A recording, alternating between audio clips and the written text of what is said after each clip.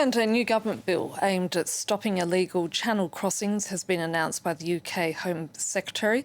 It would ban anyone arriving in the UK via small boats across the English Channel from permanently settling in Britain.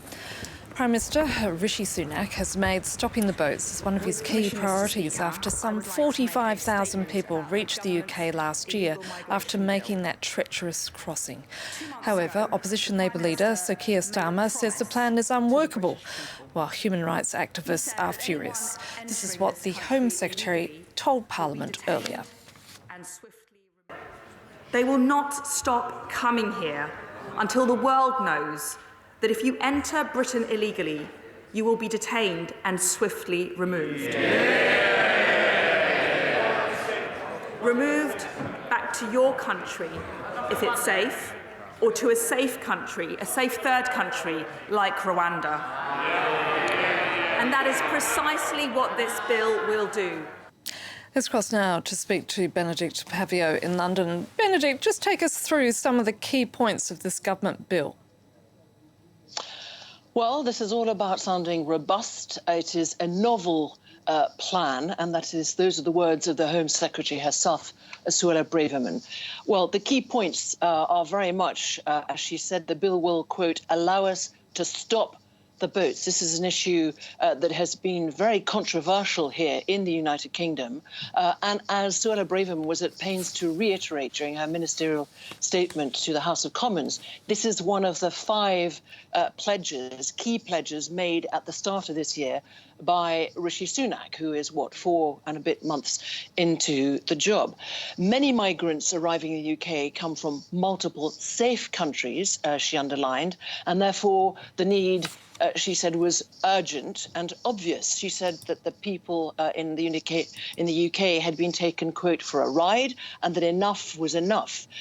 So this bill allows for the detention of illegal arrivals without bail, it's important to underline, or indeed without judicial review, within the first 28 days of detention until they can be removed. So clearly this is to act as a deterrent, as she underlined, an annual cap that will be determined by Parliament on the number of refugees in the UK that the UK will be able to resettle here via a safe route, a legal route, will be introduced. But the point is, as critics underline, at a later date. And one of the criticisms is indeed that there aren't safe and legal routes, or enough of them, except for example, there's an Afghanistan scheme, there's a Ukraine scheme, and Hong Kong scheme. But apart from that, it's very, very difficult. So what was also interesting is that she said she was confident that the bill complies with international law, and specifically the UN Refugee Convention and European Convention on Human Rights. She said, therefore, that this was compliant with the law. Now, for context, 45,000, nearly 46,000 migrants came over in small boats from French shores to the UK last year.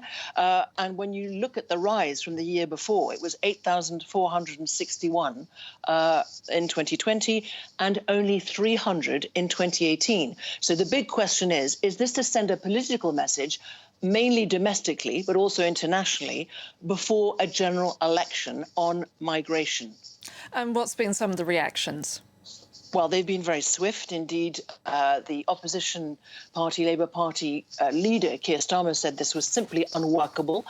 Responding to Suella Braverman, her opposite in the Labour Party, the Labour Shadow Home Secretary, Yvette Cooper, said the bill isn't a solution and that it actually lets people smugglers off the hook. She said that Suella Braverman had made similar pledges last year and that very few migrants had been returned. It's also important to underline that there's an over 160,000 backlog of treating the actual migrants who are already here that have come across on small boats. And as for the Refugee Council, they say that it breaks the UK's commitment to give people a fair hearing, regardless of how they arrive, under the UN Human Rights Convention. The point is that, of course, we remember that 31 migrants died making that channel crossing back in late 2021. Nobody wants to see that, whether it's here or that. There is hope here that the UK-France summit, the first in 5 years, that will take place between President Macron and Prime Minister Rishi Sunak and various 6 or 7 accompanying ministers, among them Home Affairs, Foreign Affairs, will try and deepen that cooperation between the two countries and help what is actually a global migration problem. Benedict